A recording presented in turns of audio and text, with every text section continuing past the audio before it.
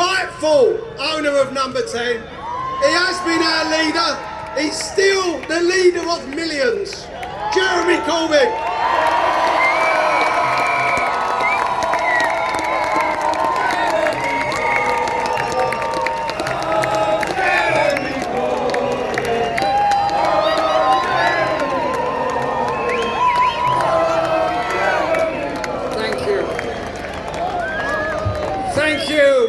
Thank you, Steve, for what you just said and all the work that you do and the incredible leadership that you bring and will bring to our trade unions all over this country.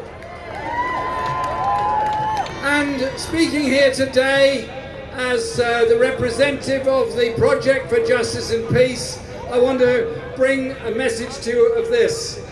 First of all, I'm so proud to see such a range of organisations and communities and interests in this square here today.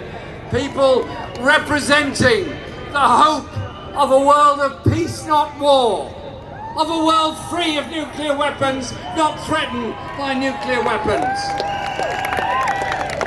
I'm here proud to stand alongside teachers and educational campaigners who bring hope to our children through their skills and are campaigning for proper payments to our schools to help children recover from corona and the way in which they've lost so many educational opportunities. I'm proud to be here alongside health campaigners for all that they do and all that they've done and all that they will do.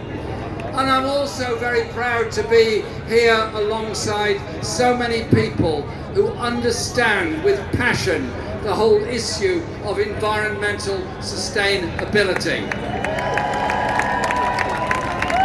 I am fearful that COP26 in Glasgow later this year will become an exercise in greenwashed self-aggrandizement before they get into private jets to head off home. The reality is, the poorest people in the poorest countries suffer the worst air quality, the worst quality food, the shortest life expectancies, and the danger of flooding, pandemics, and of course, so-called natural disasters. So we have to be serious about campaigning for environmental justice all over the world as well as in this country. Our health service was founded by people with vision.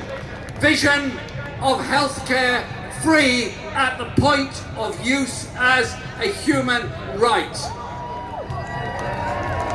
The current Secretary of State for Health is only interested in handing out contracts to Serco or other companies, privatising our NHS, and our Prime Minister said to me in December 2019, I was scaremongering when I said American companies would come in and take over our NHS.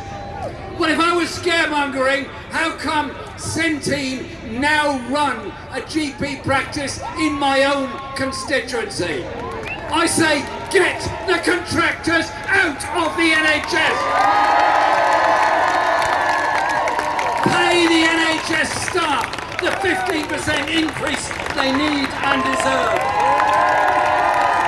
But we as a movement are not just about defending the gains that our predecessors made in health, in education, in housing, and in so many other areas.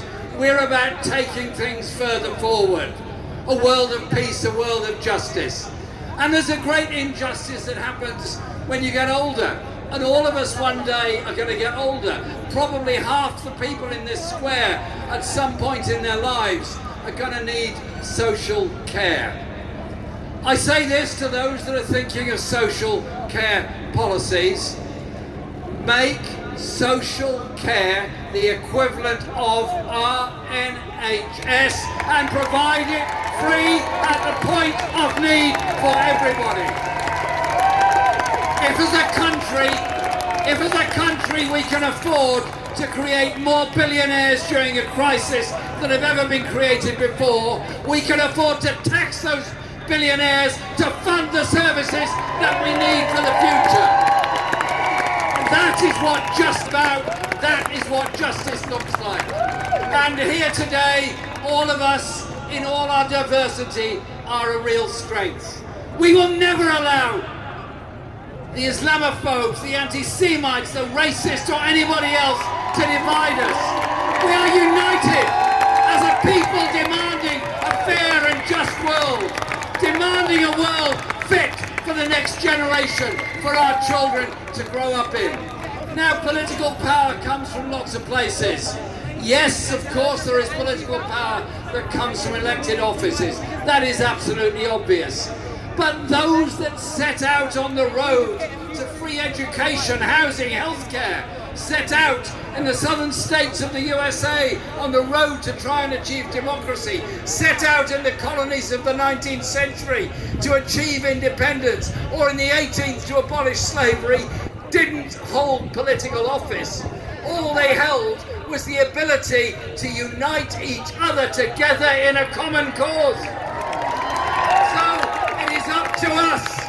Stay together, be together, be strong and active together, and that will give hope to our generation, the next generation, and the generations after that. Stay strong, stay solid. Thank you.